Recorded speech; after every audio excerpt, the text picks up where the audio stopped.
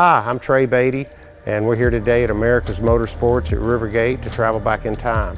I own many of the vintage motorcycles that you see above you on the mezzanine, and they all have a rich history, some of which I'd like to share with you today. So without further ado, let's get to it.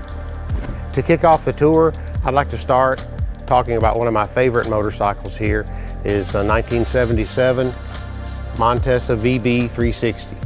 It's the motocross version of that bike that Montesa built in 1977. They refer to it as a Capra. The bike is significant to me because there was so few built. There were only around 400 of them built worldwide, and I'm not sure the exact numbers that came into the US, but it was probably around 200. I found this bike in Washington State, and it was in pieces. It was shipped here to me on a pallet, but all the pieces were there. I think it's a beautiful motorcycle, and I really wish that I had had one when I was 18 years old back in the day. But there weren't even any Montesa dealers around here. We just read about them in magazines. The factory riders that would have been riding that bike in that era, 1977, in the US, it was Mickey Kessler. In Europe, it was Hakan Andersen. And this bike's made in Spain. The quality of it is very nice when you see it up close. Good material. The forks are magnesium for less weight. The engine's die cast. One of my favorite things about this bike is it just has the right look. When you sit on it, it's narrow, it feels good.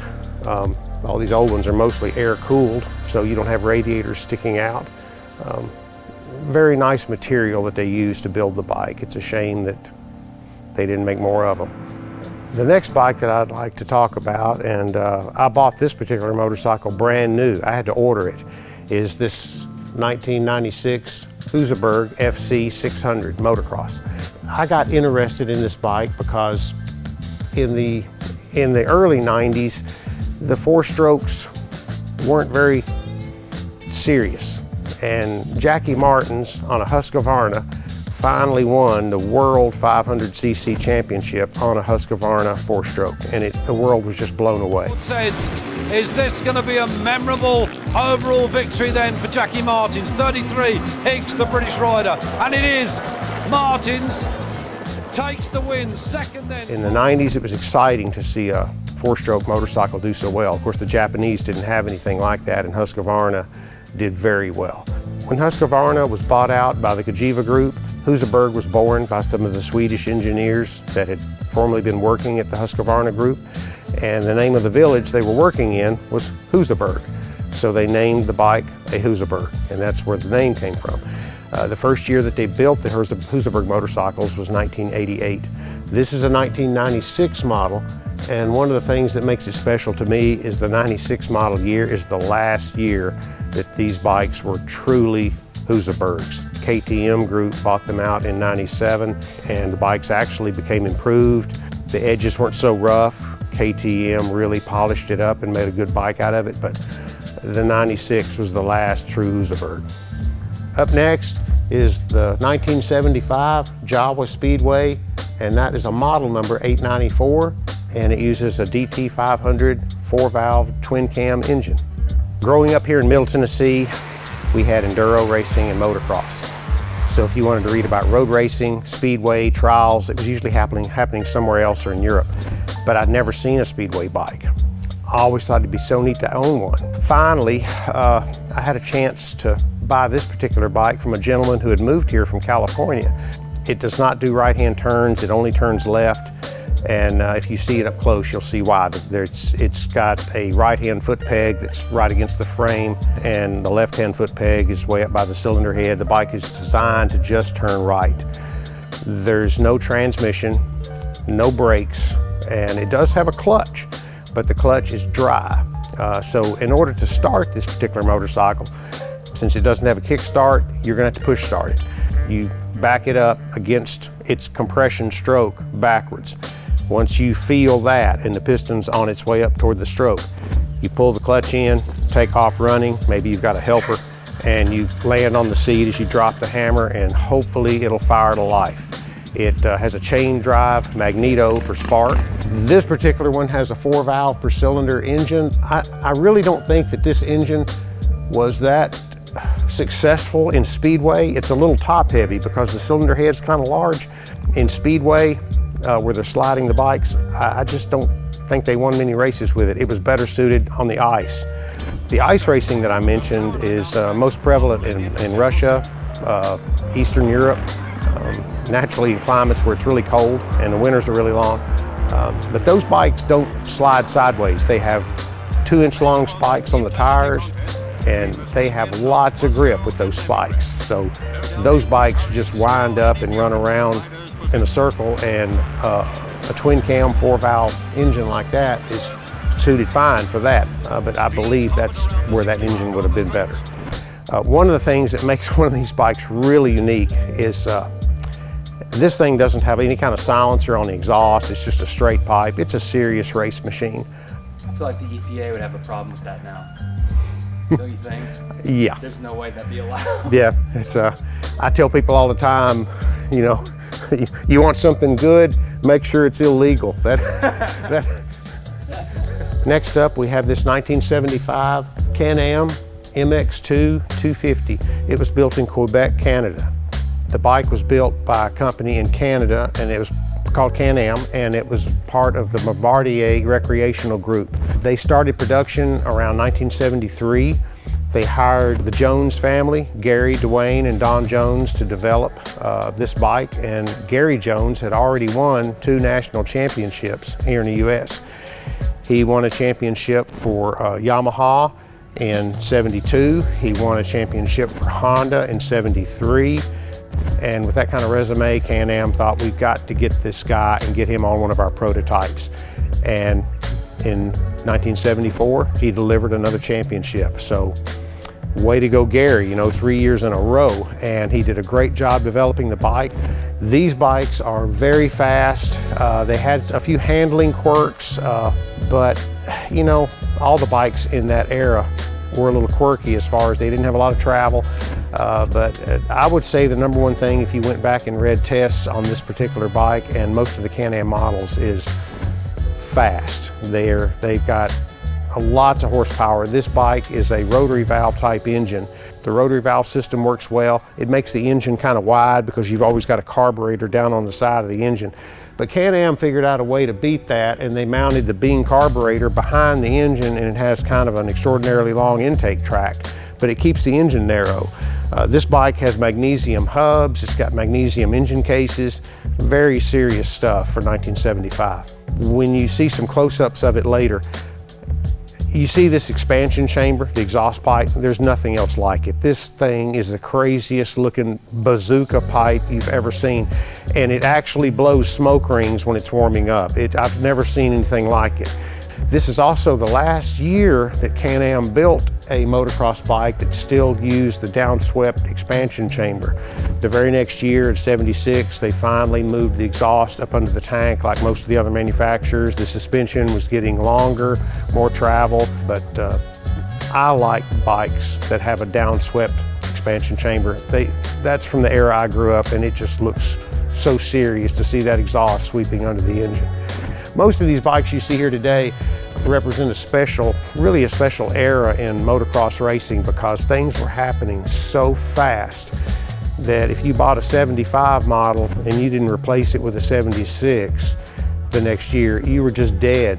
They were making, and that doesn't happen now. You could probably take one of these KTM motorcycles now, and if it was a 2000 model, it's still a really good bike, and you'd probably have a good chance of winning a race on it. But that wasn't the case in the mid-'70s. The technological advancements were happening so fast, and I think that's why I like this period. All right, this next motorcycle is one of the ones that I'm probably the most excited to share with you. And that's the 1975 Husqvarna CR 360 GP. This bike was built by Husqvarna to celebrate their first 500cc championship in 1974, the previous year, with Heikki Mikkola, the Finnish rider. Heikki went on to win 4 total 500cc world championships, but he was one of my heroes in junior high. I had a picture of him inside my locker. I'd open my locker to get my books for the next class, and there was Heikki on his Husqvarna. It wasn't until later when I started collecting some of these bikes that I realized that they had built this one model with his signature on the magnesium airbox celebrating that victory. It's just so cool. Aluminum fuel tank. It's got the little sticker on the front of the gas tank that you can view when you're sitting on it that says made in Sweden with a Swedish flag. Wow. Magnesium engine cases, chrome moly frame instead of mild steel. It is one of the early long travel bikes for Husqvarna. The year previous in '74, a production bike would have slightly had the shocks moved forward just a little bit on the swing arm, kind of like the Can-Am we just looked at. The bike that Heike was racing in '74, you couldn't buy. Kind of according to plan back then, usually what the factory riders were using. You were going to get that hopefully the next year, and that's what they did with this bike. So the '75 model comes out, it's almost a direct copy of what they won the championship the year previous. This is also a reed valve engine, uses a Bean carburetor. It's a 5-speed transmission, and the Husqvarnas are pretty easy to ride. Lots of power, lots of grunt, and maybe some of those types of power bands don't feel the most exciting. They just get the job done. But what you don't realize is when you look at the stopwatch, you're turning good lap times. You can make up a lot of ground by not having to fight the motorcycle, and it's getting good grip. This is a different animal. This is the only Husqvarna I've ever had that feels like it's got nitrous oxide. This is an expert level open class bike. It has a hit like a 125. It's crazy fast. So hats off for Heike Mikkola for winning that championship in '74. This is one of my favorite bikes. The next motorcycle I want to talk about today in the collection is this 1975 MC440 Maico. These bikes were made in Germany by the Maisch family, and Maico really became prevalent in the late '60s. They built motorcycles that were adequately fast for motocross, but their main thing was they handled really good. And so every time when you would see a test on a Maico, it was like nothing steers like a Maico. And the magazine testers were just gushing about it, and they would compare every other bike to it. Well, it's a good bike, but it doesn't steer like a Maico. I never had a Maico growing up. They were already kind of on a downward spiral in the mid '70s. You would see a few of them at the racetracks still. But by the '80s, when I started racing motocross a lot, not many Maicos. But when you did see a Maico, you knew you were seeing something special, and you'd read about them in magazines all the time. This bike is very, very close in its design to the bike that preceded it, which we refer to as a 74.5 GP. This 74.5 GP was the first bike that Maico offered to the public with the suspension there again, moved forward on the swing arm. We were right in the middle of the suspension wars. The Maicos already had a forward axle fork, and it wasn't that uncommon to see a magazine back in the day where maybe somebody would use Maico forks on a different motorcycle. The forks worked so good that people were envious of them. The Maicos use an external spring on their forks. If you remove the rubber gaiters on those forks, you're looking at the fork spring. It looks like a shock. And so you'd have to put grease on these springs and kind of keep them, where they don't rust. By using the 74.5 forks, that bike is legal for the vintage class. With the 75 forks on it, that puts it over in a class called historic. So it's kind of decorated out as a 74.5 GP. On my particular motorcycle, you can see it's got an aluminum coffin tank, and when I was a kid reading about these bikes, man, that was one of the best looking gas tanks I'd ever seen. It's actually kind of a hand welded crude piece, but this particular model, 1975, it actually used a fiberglass tank. The 74.5 GPs, which is what this bike is decorated to look like, used the aluminum hand welded tank, and so I just had to have one. Technically, I'm telling you, this is a 75, and if you were to see a 75, it would not have this aluminum tank on it, but I like it, it looks good. And lastly, a motorcycle that means a lot to me is this 1971 Suzuki TM400. It's the first year they made the bike, and it is built in the country of Japan. Wow, what makes this bike unique in so many ways is it's the first 400cc true off-road motorcycle Suzuki sold to the public. By this time, they had already hired Joel Robert and Roger DeCoster, and with a lot of success and hard work, they had already won a couple of world championships in Europe. You'd read the magazines and you'd be salivating about owning one of these motorcycles, just like Roger's got. So Suzuki, with lots of wonderful ads and brochures, they start putting pictures of this motorcycle they're coming out with called the new TM400. It looks just like the bike Roger's got, except it's painted orange. Wow, you know, can't wait. Everybody was really glad to get on one and test it. Then people started getting hurt. If you Google search one of these things, it has the unfortunate distinction of probably being the worst dirt bike ever made. I'm not going to agree with that, but you know, it's kind of an urban legend that, you know, #1 with a bullet. You know, if there's a top 10, this is the worst. I don't know, maybe that's a cool thing to collect. You know, it had a lot of horsepower. They didn't handle very good. The handling was in its infancy. The frame wasn't made out of chromoly like the factory bikes. You know, got a lot of shortcuts made, but fortunately the engine did make adequate power. But in this chassis, it was a lot to handle. A lot of people got thrown off of it, and one of the popular things to do back in the day to kind of tame this engine down was everybody would add flywheel weights. Webco had a kit, and that would add flywheel weight and kind of dumb the engine down. It's a piston port engine, no reed, 5-speed gearbox. This one has Bilstein shocks on the back because I haven't located any original shocks yet. One of the things you're going to see on motorcycles in this era, all the way up to maybe 73, it doesn't even have a muffler. Now I know dirt bikes are noisy, and we all grew up with people, you know, complaining about the noise that our bikes make. Even a competition motorcycle, they've got some kind of silencer on them. They might not be street legal and they're noisy, but they've still got a silencer. These things don't. This thing's set on full kill. It has nothing on it but an expansion chamber with a stinger. When this thing's running, it is incredible. It sounds like the hounds of hell are warming up.